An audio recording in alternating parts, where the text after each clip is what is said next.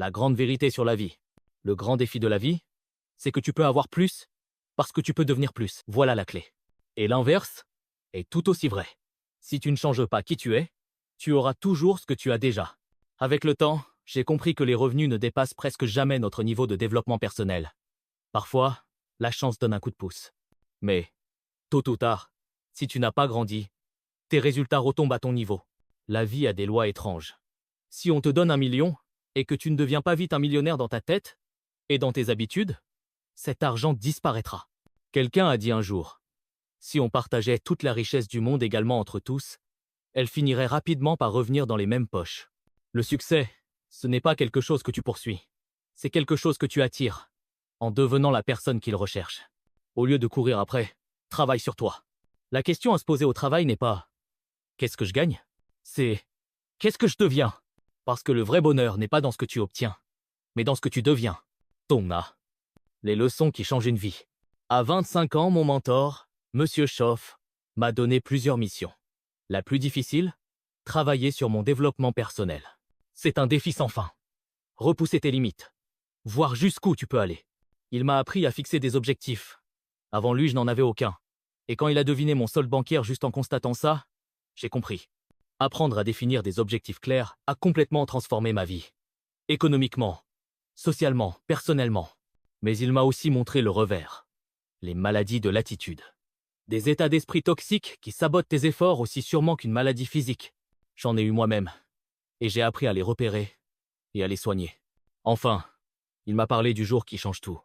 Ce jour où une émotion, bien canalisée, peut transformer ta vie. Les émotions sont puissantes.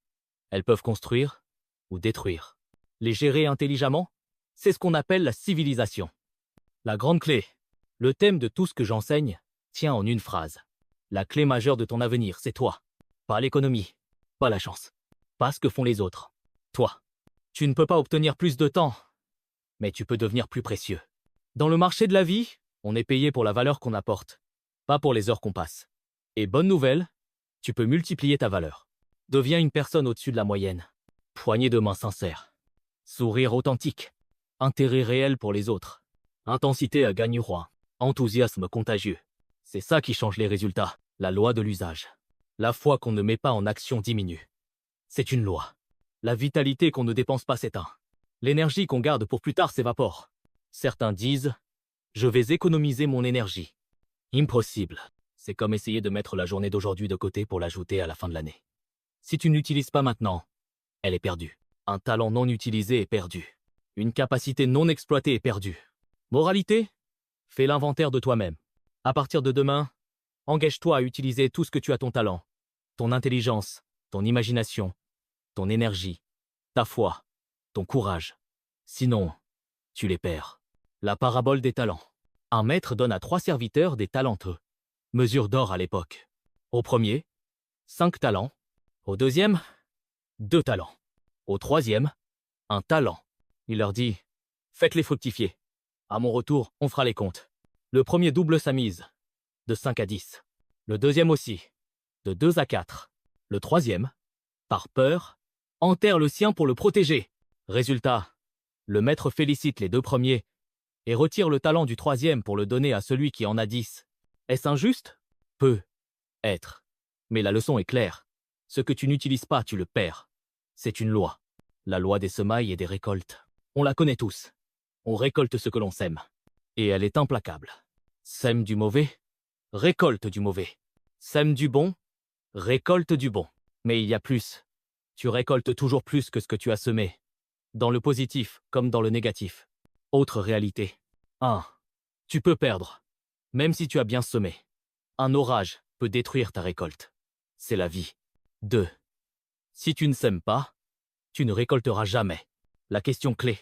Si ta vie aujourd'hui ne te plaît pas, regarde le semeur. Dans le miroir. Le résultat que tu as, c'est le fruit des graines que tu as plantées hier. Un avertissement. Certaines personnes disent qu'elles n'ont pas le temps de semer. Pourtant, elles passent 7 heures par jour devant la télé. Pas 450 € par an, mais l'équivalent de 12 € par an en opportunités perdues. Utilise ce que tu as. Sème aujourd'hui, pour récolter demain. Et surtout, ne laisse pas la peur enterrer ton potentiel. Un jour, quelqu'un me disait Regarder la télévision, ce n'est pas cher. Ce qui coûte cher, c'est le temps que tu y passes. Et moi, je lui ai répondu, hey, tous 0 $ par an, juste pour regarder la télé. C'est trop cher payé. On peut payer un peu, mais pas 12 000. C'est le même homme qui ajouta, j'espère que la télévision payante n'arrivera jamais. Ce soir-là, je devais couvrir beaucoup de sujets, je le savais. Mon emploi du temps était serré, donc il fallait tout vous donner d'un coup. Et à vous de trier ensuite. J'aurais adoré avoir plus de temps pour des questions-réponses. Mais ce n'était pas possible. Cela dit, vous suivez très bien. Et je n'ai pas vu un public prendre autant de notes depuis longtemps. D'ailleurs, qui en est déjà à 5 pages? Ah, fantastique! Avez-vous déjà entendu cette histoire d'un prédicateur, dans le sud du Texas, à l'époque des chevaux et des carrioles? C'était un excellent évangéliste. Il plantait sa grande tente, et les foules affluaient. Un soir, il arrive à 19h30, prêt à commencer, mais surprise, la tente est vide. Il attend jusqu'à 19h45. Toujours personne. Toujours rien. Et à Vinskens, enfin, un cow-boy arrive, attache son cheval dehors, s'assoit au premier rang et attend. Le prédicateur descend le voir. Cow-boy, je suis le prédicateur. Je ne sais pas ce qui s'est passé ce soir. La tente devait être pleine, et tu es le seul à être venu. Je ne sais pas quoi faire. Le cow-boy lui répond. Moi, je ne suis pas prédicateur. Mais je sais une chose.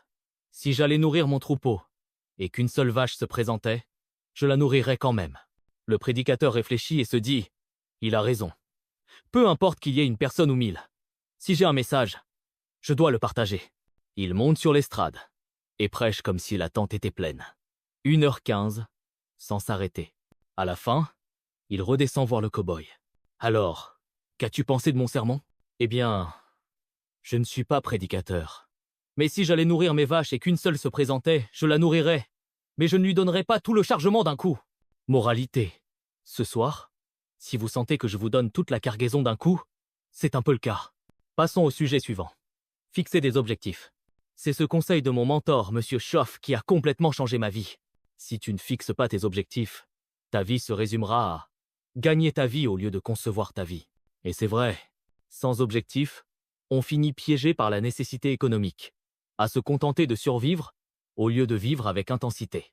Monsieur Schoff me dit, Jim, tu as l'intelligence, le talent, les capacités. Ce qui te manque, ce sont les raisons, car les raisons passent avant les réponses. La vie ne te livre pas les solutions tant que tu n'as pas une bonne raison de les chercher. Les raisons de réussir, il y a les raisons personnelles. Le respect, la reconnaissance, le sentiment d'être un gagnant. Certains de mes amis millionnaires travaillent encore 10 à 12 heures par jour. Non pas pour l'argent, mais pour la joie et la satisfaction que cela leur apporte. Puis il y a les raisons familiales. Souvent, on fera pour quelqu'un d'autre ce qu'on ne ferait pas pour soi-même. J'ai rencontré un homme qui m'a dit « Pour emmener ma famille faire le tour du monde, il me faut au moins 250 zéros par an. » Sa famille l'inspirait à se dépasser. Les petites raisons déclencheurs. Parfois, un détail suffit à changer une vie. Pour moi, ce fut un jour où une petite fille est venue frapper à ma porte pour vendre des biscuits Scout. Prix 2 $. Problème, j'étais fauché. Pas 2 $ en poche. Plutôt que de l'avouer, je lui ai menti. J'en ai déjà plein à la maison. Lorsqu'elle est partie, j'ai fermé la porte et je me suis dit, plus jamais ça. Ce jour-là, j'ai décidé de toujours avoir de l'argent sur moi. Et aujourd'hui encore, j'en ai toujours. Au cas où une autre petite scout se présenterait. La revanche. Une autre raison. Budget Finance. Je leur devais une grosse somme. Ils m'harcelaient au téléphone, menaçaient de saisir ma voiture. Quand j'ai enfin gagné assez d'argent, j'ai mis de côté chaque billet. Le jour du remboursement, je suis allé à leur bureau avec une mallette pleine de petites coupures.